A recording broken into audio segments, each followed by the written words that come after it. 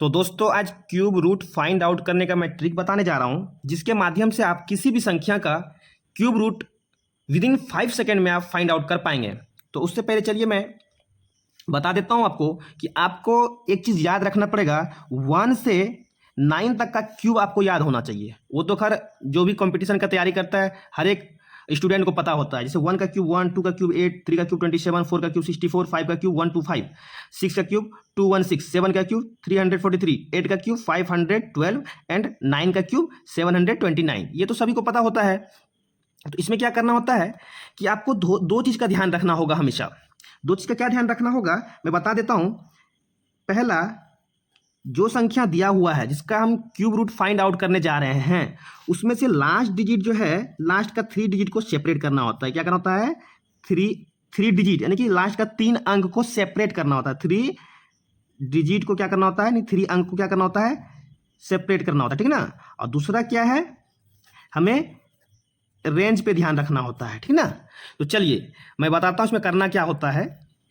दोस्तों अगर चैनल को सब्सक्राइब नहीं किए हैं तो काइंडली सब्सक्राइब कर लेंगे, ताकि फ्यूचर में आपके पास सभी हमारे वीडियो का ट्रिक आपके पास आ पाए। बेल घंटी जरूर दबाएंगे।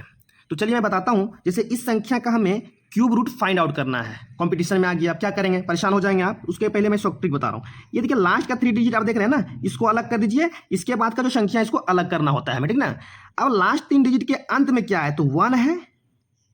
अब इस 1 का क्यूब अगर मैं करूं तो क्या आता है, 1 आता है। तो यहाँ पे 1 लिख दिया, ठीक है। और लास्ट में क्या है, 9 है। अब 9 किसके क्यूब के बीच में आता है? अगर मैं 1 का क्यूब करूं तो क्या आ जाएगा 1, 2 का क्यूब करूं तो आएगा 8, और 3 का अगर मैं क्यूब करता हूं तो क्या आएगा 27। तो ये जो 9 है किसके बीच में आ रहा है, इन दोनों के बीच में आ रहा है। मतलब कि हमें 9 इन दोनों के बीच में मिल रहा है। तो इन दोनों में से लोएस्ट कौन सा है, सबसे छोटा ये 2 है, तो 2 ले लेना है यहाँ पे। यानी कि ये 21 हो गया, इस नंबर का क्यूब रूट हो गया। तो चलिए दूसरा एग्जाम्पल लेते हैं जिससे आपको इजी वे में और समझ में आ पाए। तो सपोज कीजिए मैं दूसरा निकालने जा रहा हूं, सामने एग्जांपल दे रहा हूं। सपोज कीजिए ये है, इसका क्यूब रूट निकालना है। तो इसके लिए आप क्या करेंगे, फिर से वही करेंगे, ये 3 डिजिट को अलग करेंगे और ये देखिए ये अलग हो गया। अब इस 3 डिजिट के अंत में अभी जस्ट समझने में थोड़ा टाइम लगेगा आपको। जब प्रैक्टिस करेंगे आप तो विद इन 5 सेकंड में, दावा है कि विद इन 5 सेकंड में आप कर पाएंगे। देखिए 3 डिजिट अलग किया हमने, इसका अंत में क्या है, 7 है। तो 7 का क्यूब क्या होता है, 7 का क्यूब आपको पता है क्या होता है, 343। तो आपको माइंड में याद होगा। इसका यूनिट डिजिट लेना होता है, 3 ले लिया हमने। अब ये 79 देखना है किन दो संख्याओं के क्यूब के बीच में आता है। तो देखिए अगर हम यहाँ पे 4 का क्यूब करें, 4 का क्यूब करें तो क्या आ जाएगा, 64 आएगा। और 5 का क्यूब करेंगे क्या आएगा, 125 आएगा। यानी कि 79 इन दोनों के बीच में है कि नहीं, 79 इन दोनों के बीच में है। तो इन दोनों के बीच में जो स्मॉलेस्ट वाला का क्यूब है, यानी ये 4, ये ले लेना है। क्या हो गया, इन संख्याओं का, इस संख्या का क्या हो गया, क्यूब रूट 43 आपका आंसर हो गया। चलिए नेक्स्ट और एग्जाम्पल लेते हैं आपके सामने। तो दोस्तों देखिए ये मैं न्यू फिर एक से एग्जाम्पल आपके सामने लाया हूँ। इस एग्जाम्पल को समझते हैं। अभी डिफरेंट 4-5 एग्जांपल लेंगे जिससे आपको इजी वे में माइंड में सेट हो जाए।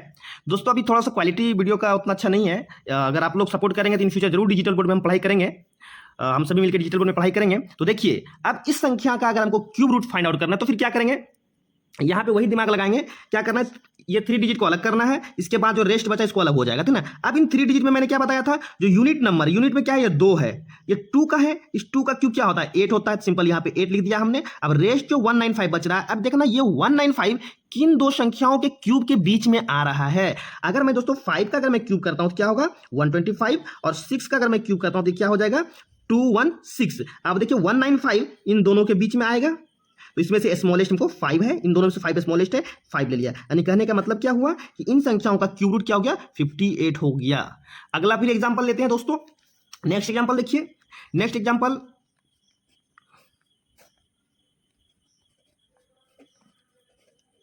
अब बताइए इसका निकालना है। क्या करेंगे, इसमें क्या करेंगे, फिर से वही करेंगे।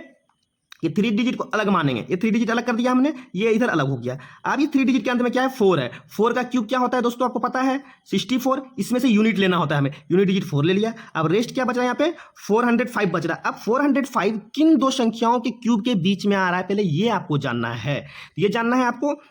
तो मान लीजिए यहाँ पे मैंने 7 का क्यूब किया, 7 का क्यूब करेंगे तो क्या होगा, आपको पता है 7 का क्यूब करेंगे तो क्या होगा, 343 होगा और 8 का अगर क्यूब करते हैं क्या होगा 512 हो जाएगा। तो अब क्या ये 405 जो देख रहे हैं 405 क्या है इन दोनों संख्याओं के बीच में है। तो इन दोनों में से स्मॉलेस्ट कौन है 7 और 8 में क्या है सबसे छोटा 7 है। तो यहाँ पे 7 लिख देंगे यानी कहने का सेंस क्या हुआ 74 जो है इसका क्यूब रूट हो गया।